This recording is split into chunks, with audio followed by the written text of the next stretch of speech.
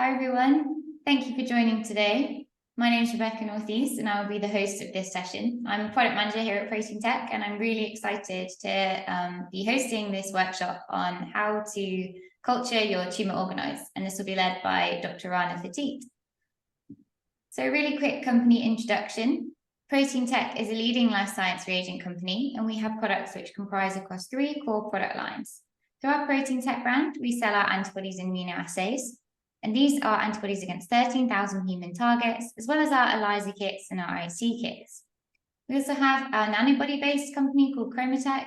And through our Chromatech brand, we sell nanobodies, which are really excellent for things like immunoprecipitation of tags, as well as super resolution microscopy of a tagged protein.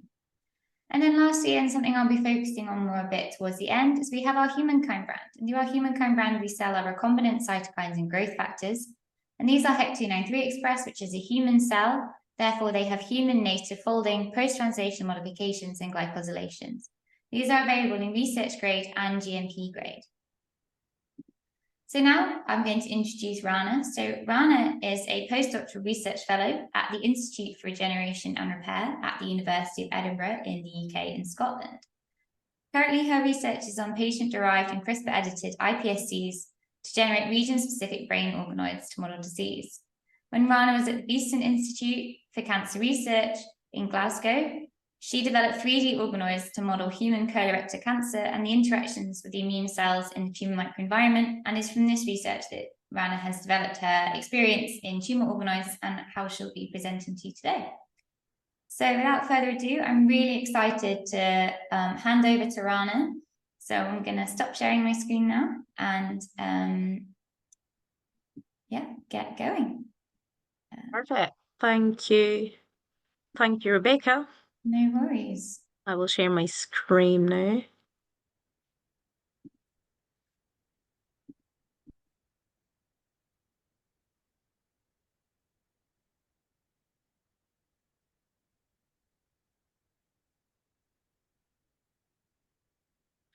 Right. So it's great to be here, and thank you for the warm welcome again, Rebecca. And today I'll be sharing with you some tips and tricks for culturing tumour organoids. Now, before we proceed, I want to talk about why tumour organoids. Why tumour organoids? Now, there exist several mouse models for different cancers, and we've learned a lot of information from these mouse models, but still tumour organoids can be quite beneficial in the sense that when you use these organoids, and especially when they're derived from the patients, they can actually recapitulate the tumour structure, they can carry the patient-specific gene signatures, and when you model these organoids with the immune cells from the same patients, you can actually kind of mimic the crosstalk between the organoids and the cancer and the cells that you're looking into and you're investigating. So just a quick overview about the things that we can do with tumour organoids. So usually you start with a biopsy from a patient that upon surgery, you retrieve these biopsies and you create the cancer organoids. And you can use these to test drug sensitivity, to test combinations, and human equivalent doses that you can actually use with the patients. You can also isolate some immune cells from the blood of the patients and then use that in co-cultures, which is something that we'll discuss today, to recapitulate the tumor microenvironment. You can even isolate healthy tissue, again, from surgeries, and create healthy tissue organoids, and then you can use that to match the healthy tissue organoids with the cancer organoids to try and find or limit the toxicity of the drugs that you want to try out. So without further ado, how do we actually generate these tumour organoids? Now, there are different ways to generate these organoids, but I'll be talking today about the embedded organoids that are in extracellular matrix dome, such as Matrigel. And we usually start with a biopsy, and the biopsy can be either from a human or a patient sample or a mouse. And we might be wondering, why do mouse organoids when you can actually use the mouse model? And mouse organoids are quite interesting because you can actually easily modify these genes without actually going into the hassle of creating a whole new mouse line, which can be quite expensive as well. So that's why mouse organoids can actually be quite a good alternative. and quite a cost-efficient one. So you start with the biopsy, and what you need to do then, once you have your biopsy, is to chop it into very small pieces. You wash these with just regular media, and you leave them to settle in the test tubes. As they settle, you aspirate whatever media is left at the top.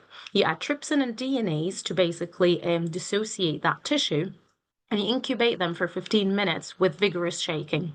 After that, you filter, you remove the media, and you centrifuge. And once you have your pellet, you basically resuspend it in Matrigel or a different extracellular matrix that you would like to use.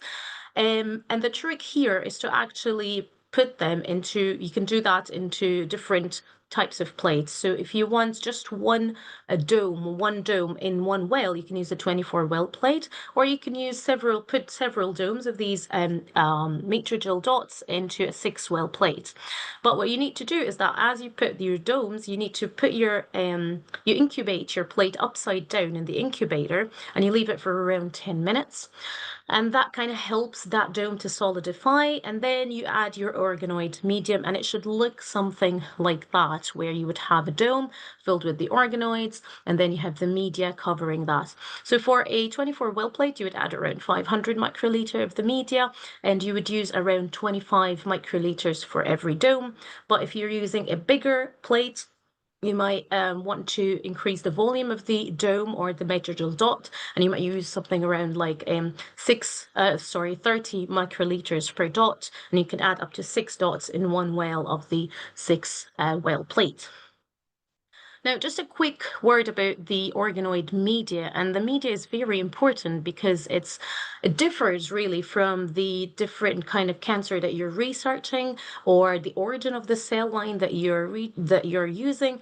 But the idea of the organoid media is that it should really recapitulate the in vivo stem cell niche. So I was working with colorectal cancer organoids, and I'm just going to show you an overview about the different supplements that we used to add to our media. So we used to add R-spondin-1, which is a Wnt agonist and ligand of LGR5, and that was important to maintain the stem cell identity of the intestinal stem cells. We also added EGF, which is epidermal growth factor, and that was important to maintain the growth and viability of these organoids. We used to add Noggin, which is a BMP, a bone morphogenic protein inhibitor, which prevents differentiation in order to maintain the self-renewal of these organoids and maintain their capacity to their stem cell capacity, basically. And then we also added N2 and B27, and these supplements, they contain a lot of ingredients, but again, these are important for the viability of your organoids. And I'll go through some troubleshooting things, but it's very important to make sure that these supplements are kind of tailored to the kind of cancer that you're looking for. So when you grow your organoids, at some point you would want to passage them, and it's very important to know when do you passage these organoids. So if you check them every day, you look under the microscope, and they look something like that. And that's when you think that, oh, they are confluent enough, and that's when I need to passage my organoids. Now, how do we passage them? Because we use Matrigel as an extracellular matrix, that is really the tricky bit about passaging them. So you would want to thaw your Matrigel on ice, keep it on ice, because if you leave it at room temperature, it really coagulates. But you also want to warm up the plates that you're gonna use in the incubators, because keeping the plates warm before actually doing your passaging or thawing of the organoids helps the domes, the Matrigel domes, to stick on the plates. And of course, you warm up your media in a water bath. And what you do is you get your plate, which has the organoid dots or the domes, and then you scrape them with a P1000, and that would help you remove the dots or detach the dots from the plates. Then what you would do is you would pipette them a few times, around 5 to 10 times, and that would be to disrupt the organoids. And you want, because when you're passaging them, you really want to disrupt them as much as you can. You wash, you centrifuge, and once you get your tubes out of the centrifuge, you would find really a split into 3 layers. The top layer is your media, and the middle layer is your matrigel, and your organoids would be pelleted to the bottom. So then you would aspirate the first 2 layers, which is the media and the matrigel, and be careful not to really aspirate your organoids. And then you would pipette vigorously with a smaller pipette, which is a P200, to dissociate them even more. What you need to do next is to resuspend them in matrigel, and again, keeping your matrigel on ice, working a bit fast. And the trick here is not to have a lot of bubbles as you're resuspending your organoids, because then it disrupts it disrupts your dome, and it becomes very hard to visualize it under the microscope. And as you passage them, they would look something like that, where they are kind of broken a little bit, and that's completely fine. So we can go over some troubleshooting for the process of passaging the organoids and maintaining them. So here are some problems that you might face when you're actually growing these organoids. The first thing is poor morphology. So when you thaw your organoids and when you grow them or passage them, sometimes they don't look very healthy or happy. As you can see here to the pictures on the left, they are not very smooth, they're a bit shriveled, and that's normal after passaging, and that's okay for a lot of lines to look like that. But what you can do is wait for 1 week for these organoids to recover. You would continuously feed them, and just to make sure that they're the media, they're provided with the nutrients they need, and they're maintained viable. And at around 1 week, they would start to look something like that. And 1 week could be a bit too long. So I'll show you examples of how they would look. So these are snippets of how they would look like after passaging at day 0. So that's, you just passage them and they would look like that. So they can look a bit different sizes. Some of them are still really not formed into a proper sphere. And that's fine. And literally all it takes is just 1 day and you start forming these really good spherical organoids. And that's what you would expect, really. But again, it's important to keep an eye about on the kind of lines that you use in the lab, because different lines recover differently and at different speeds. So it's really important to be familiar with the lines that you're using in your lab. The other problem is you passage these organoids, you wait for 1 week, but they still do not recover, and they don't form these really good spheres. So they would grow bigger inside, but you can see that there's a lot of debris around them, and they're not really forming these good rounded organoids. And that could be due to a lot of things, some of which are the media that the supplements that you're using to prepare your media. So sometimes a lot of people, they prepare like a big stock of your media, and you keep it in the fridge for 1 or 2 weeks, and sometimes that does not keep the organoids happy.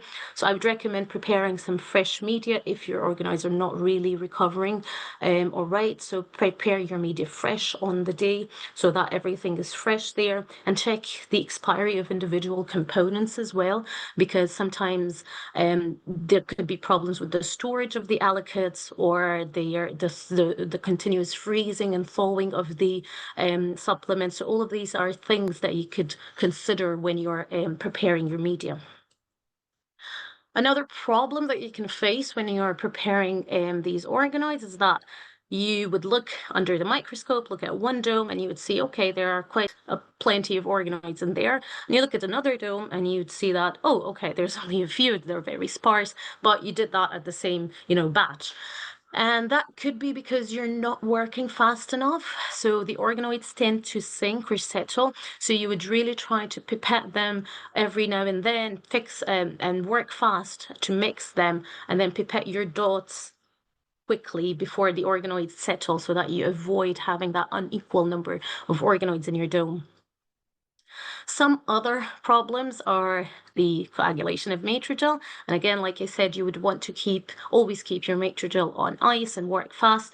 It might also help if you pre-chill the tips that you're using, because that also helps to maintain the cool temperature of the matrigel. And if you start with a big alicate of matrigel that you just got from delivery or something, you would want to thaw it overnight in ice in a cold room or the fridge, and then you would alicate it as well over ice. So with matrigel, keep it on ice all the time. Another problem could be that the domes in the plates are detaching, so you would keep them in the incubator, and when you take them out, you add the media, but as you add the media, they start rising up and detaching from the plate. And that could be because the plates weren't warm enough when you started adding the domes. So again, I would recommend warming your plates, just keeping them in the incubator before adding your domes. And then when you put your plates in the incubators upside down, you can leave them for a bit longer. So I usually leave them for 10 minutes before adding the media, and that kind of helps the domes stick very well to the plates. So the other thing that I wanted to talk about today was the tumour-neutrophil co-cultures and how to set that up, because it's great to grow organoids and tumour organoids, but there is a lot of things that we can learn from growing them with just one immune cell, more than one immune cell, and I will be talking about tumour-neutrophil co-cultures specifically. And the outline to do that is a three-step procedure. So the first thing is you need to plan your experiment. You need to plan how you're going to set up your 24-well plate, and we're going to go through that and every step in detail. And you would want to start that setup 3 days prior to your actual co-culture setup. And that would be because you would want to give enough time for your organoids to grow.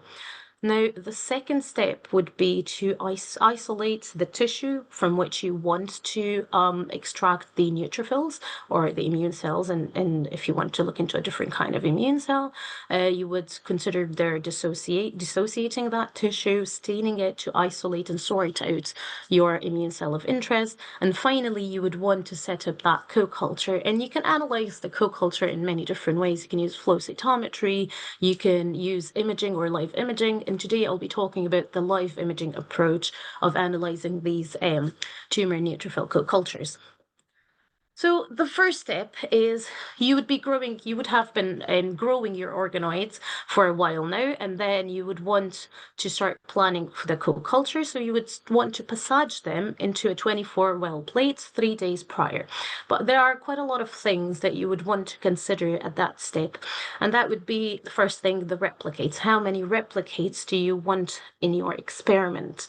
Do you want to just have a pilot of just one organoid well and just have a look at that? Do you want to have many of them? So that's always important to think about when you're passaging, so that you would have enough organoids when you're actually doing your experiment. And I always do a bit more organoids just in case something happens, just in case some wells don't look very well. So it's always good to have extra. And the other thing is your controls. Like when you're setting up the experiment, what kind of controls do you want to use? Are you going to use just an organoid only control? Are you going to use a neutrophil only control?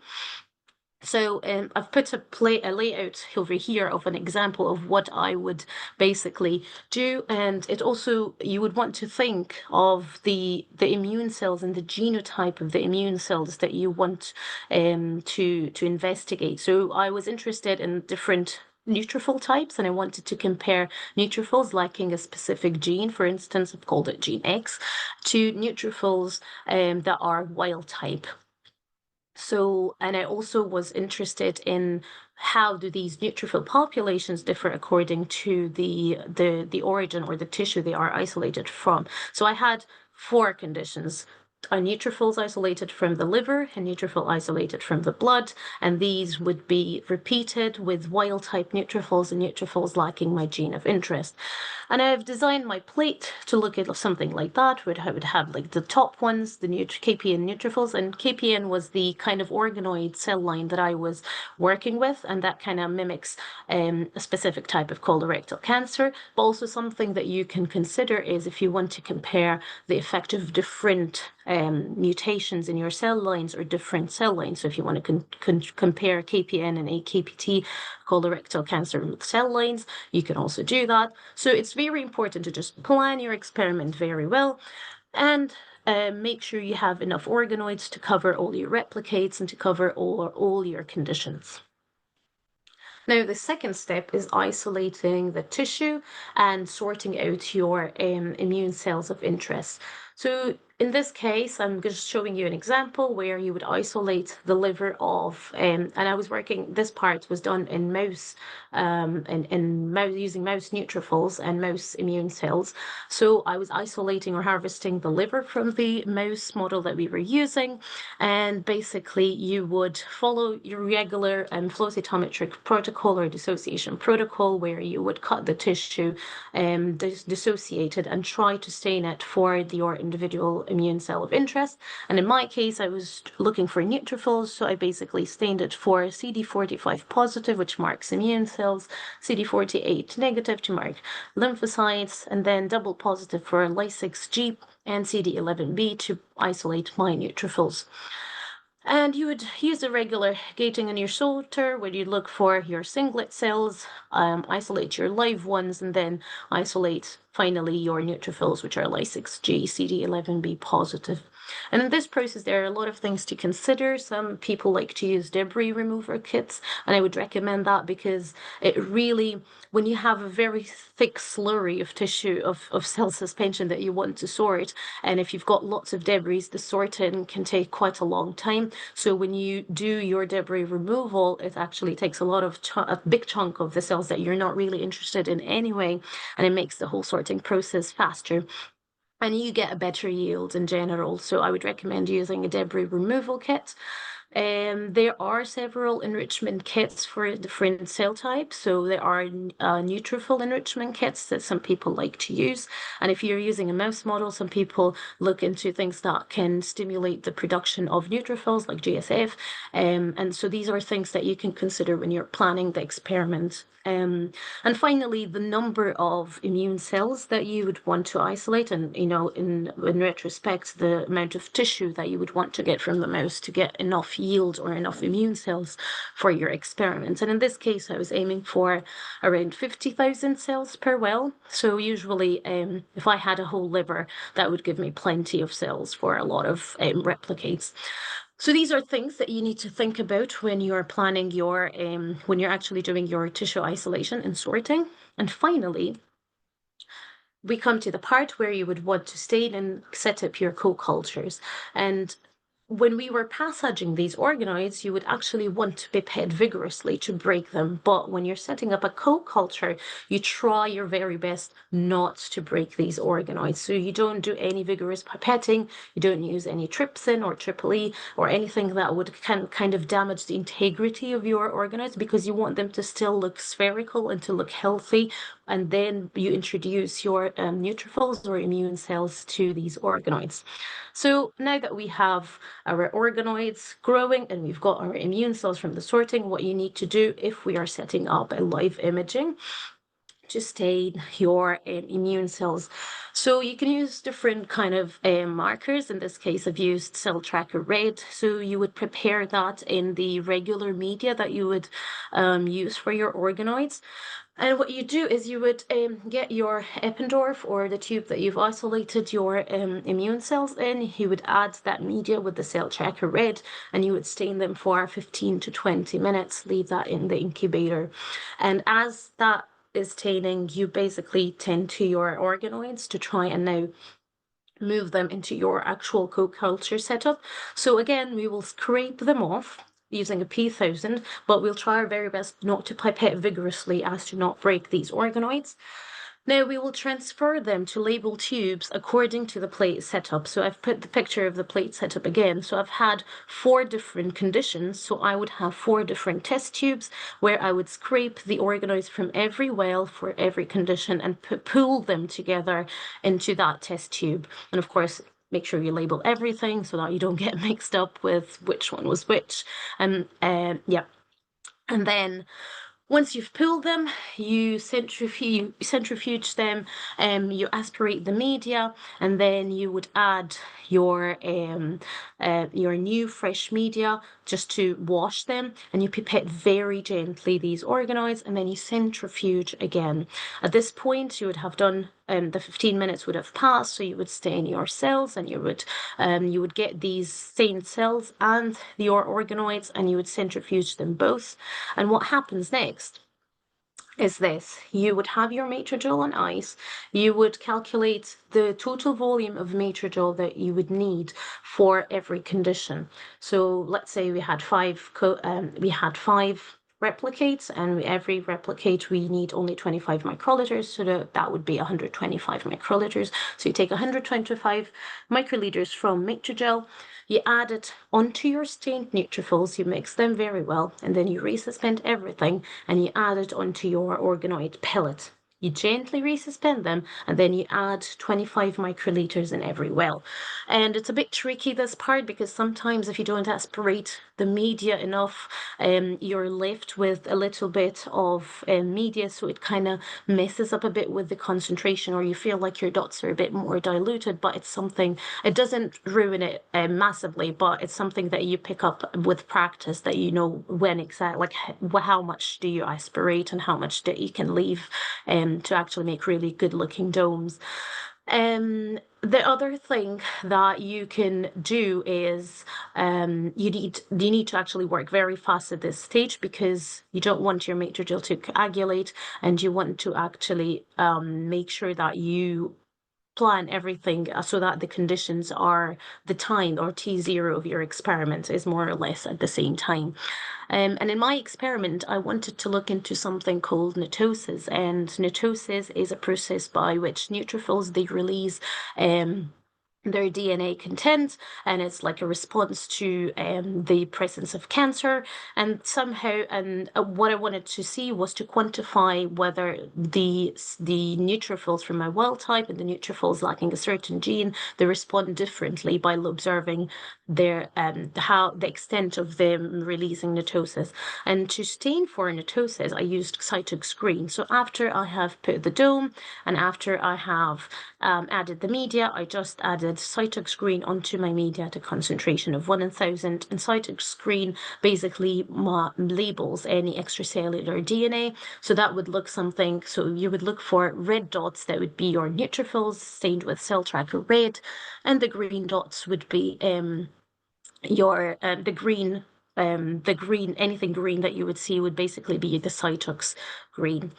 So I want to show you some time-lapse videos of these organoids. So to the left, there is a control organoid. That's just the organoid without any neutrophils, and it would look something like this. So as you can see, with time, the organoid is actually becoming bigger in size. There's a bit of background imaging here.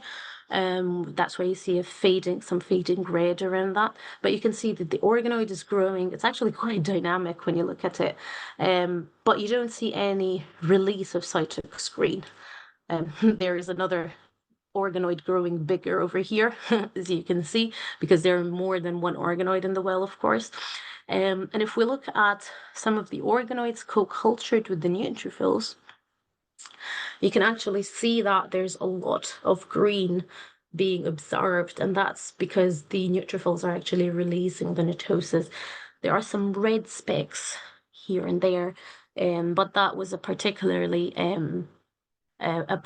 well that had very few neutrophils in there. And you can see the organoid is also growing in size, but there's also quite a lot of green that you're observing. Now that was imaged at for 10 hours, but there are lots of things that you can analyze from such data. You can look into the size of the organoid and how does that change with time. You can look into the intensity of the green channel, and that would represent the release of nets, neutrophil extracellular traps. And then you could plot all of these different conditions, and it would look something like that. So that would be my control, that would be my neutrophils, my co-culture of organoids with neutrophils that are wild type, and that would be the neutrophils lacking a certain gene. And then you could really quantify that, and it would give you a lot of interesting data. So that is the end of my talk, and I hope that was very helpful for you. And please, I'm happy to answer any of your questions and to go into any of other topics that you would like to discuss with regards to tumour organoids. But finally, I would just want to thank the lab that I worked with in the Beatson Institute, and I would really like to thank Proteintech for giving me the opportunity to talk to you about my work. And thank you. Thank you so much, Rana. That was really, really excellent. So what we'll do now is I have a really quick company presentation, and then we'll be able to go through some of the questions that you've been given. And so while I'm giving the presentation, please feel free to ask any questions that you want to Rana in the chat, and then we'll get around to those in just 3 minutes. So you can see my screen okay.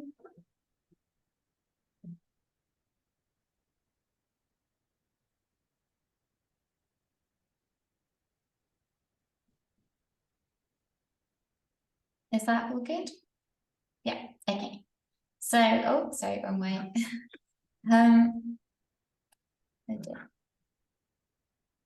Yeah, so I just quickly wanted to introduce my Proteintech's recombinant proteins. So through our Humankind brand, we have our research use only and also GMP grade recombinant proteins. So these are really excellent for things like organoid culture, but also cell and gene therapy, and any other kind of iPSC culture as well. So our humankind proteins are expressed in HEC293 cells. So HEC293 is a human cell, as we all know. And because of this cellular expression, it means that these proteins are animal component free, they're tag free, and they're also endotoxin free.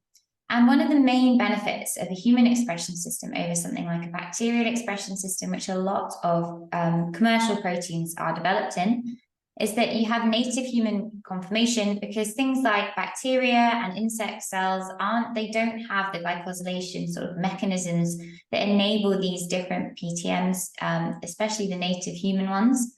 So that's where we get the really excellent human proteins. They are essentially authentic human proteins. This means that they have enhanced biological activity, and they're really excellent, for example, in human organoid culture, which is exactly what Rana has spoken to us about today.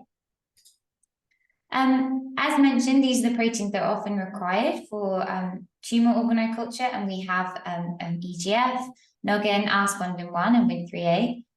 These are really high purity, and the majority are also available in GMP. So GMP is excellent for if you're kind of doing that technology transfer, looking at cell and gene therapies moving into clinical trials. So if that's anything that anyone is interested in, please do get in contact with your sales rep or with through Proteintech@usa.com. And lastly, because you were attending the talk today, we're able to offer you a free sample of one of our humankind recombinant proteins. So you're able to have a 2 microgram free sample of any of your chosen research grade only humankind protein. You could also choose an antibody if you say you wanted to characterize your protein, or a nanotrap, which is one of our nanobody options. And so with that, I will now look at the questions that have been given and give Rana the opportunity to answer.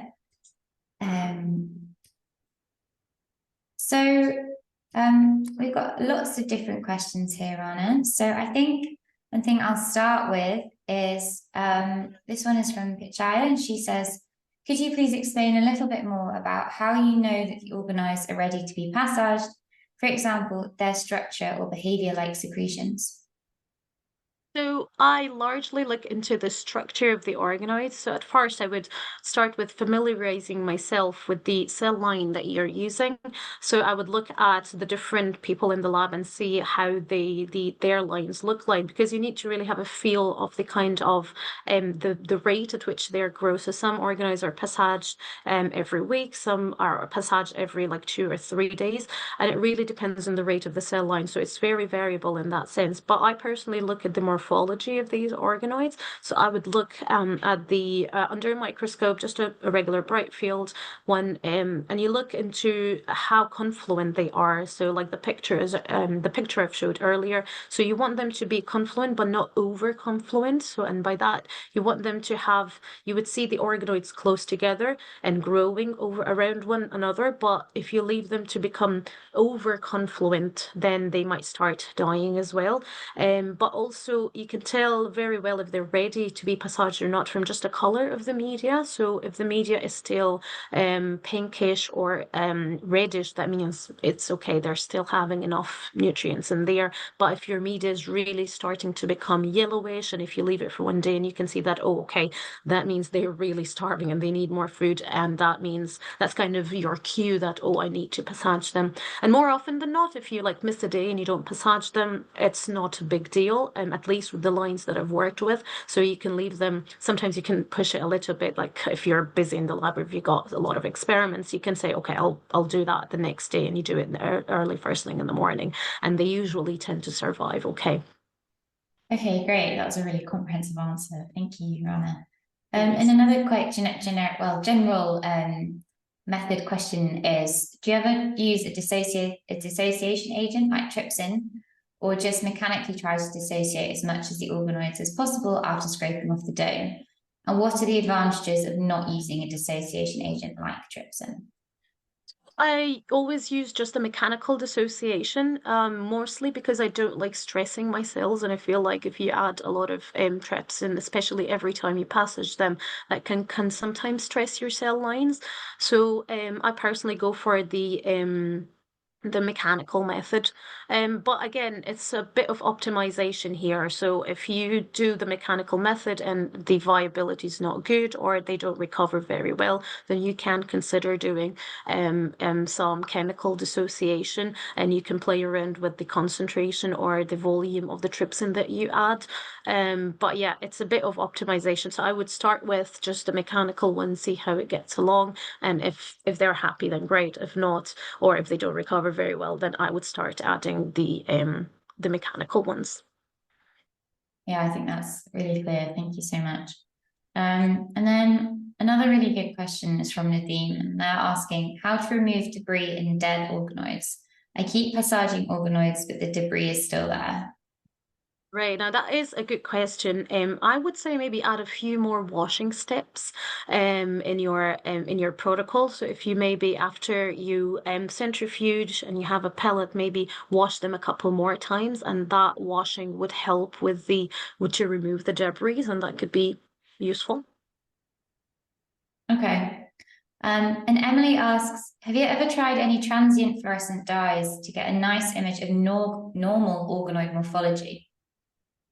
Yeah, there are a few dyes. Some of them, again, they are similar to the cell tracker red. So in my co-culture protocols, I basically wanted to use only two markers, but there is like cell tracker orange, and you can select the different channels to actually select for looking at your organoid and looking for your immune cells as well. So yeah, there are things that you can use to like cell tracker orange or cell tracker red, even, for it to stain your organoids if you want to, and that would be feasible. But you just need to keep in mind how many colors and the fluorophores you're using, and that would differ from one experiment to the other. Okay. And then there's a few questions about co-culturing with immune cells. So one of them is from Rahaf, and you might have covered this already in your presentation, so apologies, but how long do you co-culture your immune cells with tumor organoids before the immune cells start to die? It really depends on the immune cells. In the case of neutrophils die very quickly. So usually if you culture them for 24 hours, you would really see very little neutrophils by flow cytometry. If you're quantifying them by flow cytometry, you would see very little towards the end. So it depends on the kind of immune cell. So you would need to do a bit of literature reading into the kind of how long do these immune cells survive in culture. For instance, if you're doing co-cultures with T cells, you might want to, there are additional steps that you would want to do. So you would need to activate the T cells first. So the planning would be different. You would need to isolate first your T cells, activate them overnight, add the co-cultures, and then, look into how long they can be possibly maintained. So it's really dependent on the cell type you're isolating. Okay, thank you. That's really, again, comprehensive. And this kind of, I guess, feeds into the next question from Oliver. And he's asking if the infiltration of immune cells inside the dome is real. And because he's interested in co-culturing with cancer organoids with TILs, so tumor infiltrating lymphocytes and also T cells. Yes, they do actually. So they are, we've tried that in the lab and we've tried that with neutrophils. And if you stain, for instance, your organoid green and you stain your neutrophils red, and if you use like quite a high concentration of neutrophils in your co-culture, you can really see them migrating into the core of the tumor. So that would be definitely feasible. You just need to select a good marker and a good like antibody to really see the kind of cells that you're interested in. But that's totally feasible, yeah. It's amazing. It's really interesting to hear. And there's a couple of long ones, but there's one about freeze thawing. So Agala asks how to freeze thaw organoids while passaging the organoids. The media layer on top needs to be removed, or media along with the matrix gel needs to be removed. And would this be followed by addition of fresh matrix gel and seed into new flasks? So if you're talking about freezing them, so it's pretty much the same thing as doing your passaging, but you do not add the media, you add the freezing media. So it's not, you don't really freeze them in the regular media. There are different kinds of freezing media. So there's like stem cell banker, and every lab uses a different one, but there are quite a lot of commercial ones that you can use. And again, you might need to try different ones to see which ones are like your cells are happier in which ones, basically. So yeah, you would basically follow the passaging protocol as you would do, and then before you resuspend, that step where you would resuspend your organoids in matrigel and media, you don't do that. You just resuspend them in your freezing media, and that would work.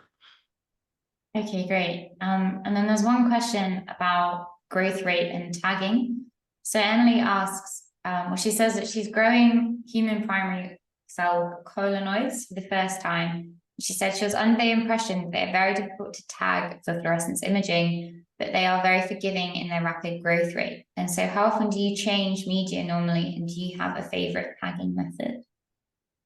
I would, if you say they're growing very rapidly, then I would change it every other day. So, like Monday, Wednesday, Friday, and maybe if you don't want to come over the weekend, you would just like add extra media on the Friday, and that should keep them happy.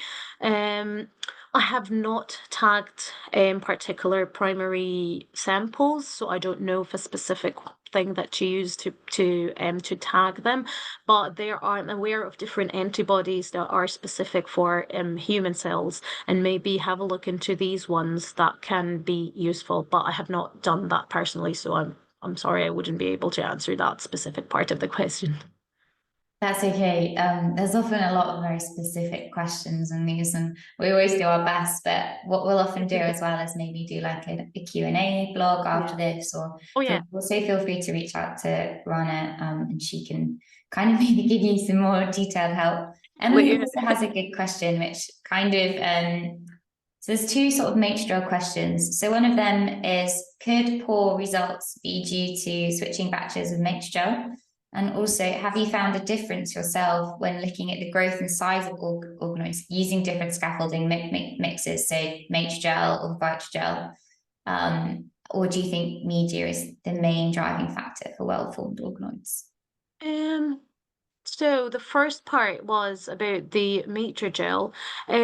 They do come in different batches, and they do every batch has its own like sort of concentration. Not concentration, but it's just like a bit can be slightly different when if you want to dilute it. But in our case, we were not diluting the matrigel, so we were just using it as it is. So we did not really see a lot of differences even with different batches of matrigel.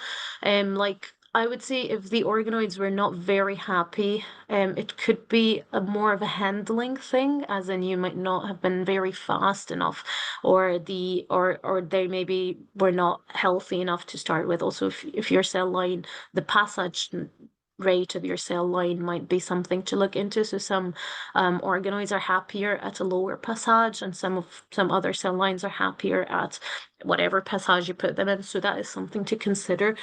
And it could be that your organoids were becoming higher and higher in passage number, and that's why they weren't very happy.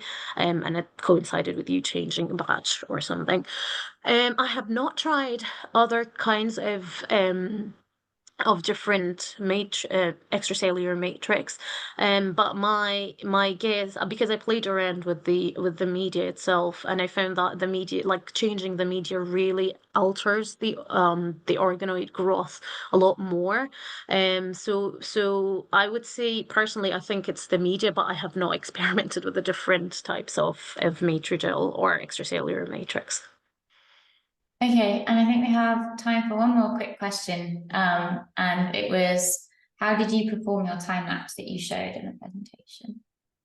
So basically, you would stain everything in your TC tissue culture room, have everything ready, and then move it into your imaging facility in your institute. And that was at 20x, and we left it overnight for around 10 hours.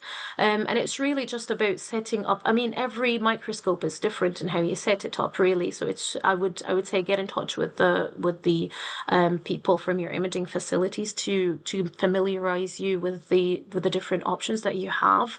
I personally had a lot of chats with the people from imaging in the beats, and to try and optimize or come up with the best approach to run the different stainings on the organoids. So I would say get in touch to see which microscopes are there and are available, and the different channels that are present, because of course it depends. You can also use 3 different channels and stain for many more things, but it really depends on your imaging that you'd have. But for us, we just did it overnight for 10 hours, and we then analyzed things with Fiji, just a regular, imported everything, and then tried merged the channels and had the video. So Thank you so much. And yeah, I also second you with using, if you have it, like core microscopy facilities. They know so much, and they're so, the ones that I work with especially were so knowledgeable. And yeah, I think that's it. And you're getting so many thanks, and everyone was saying nice presentation. And yeah, that was absolutely amazing. Thank you so much, Rana. thank you This for giving me the presentation will chance. be, oh no, no problem. Thank you so much. I think that was incredibly detailed, and I hope helped a lot of people. This presentation will be available to everyone afterwards, and we will send you a certificate of attendance. So thank you so much, and enjoy the rest of your week. And thanks everyone for asking so many questions and being engaged. It's really great when we give these online events and everyone asks questions and we have time to answer them as well. So thank you so much, and have a really nice day. Bye. Bye.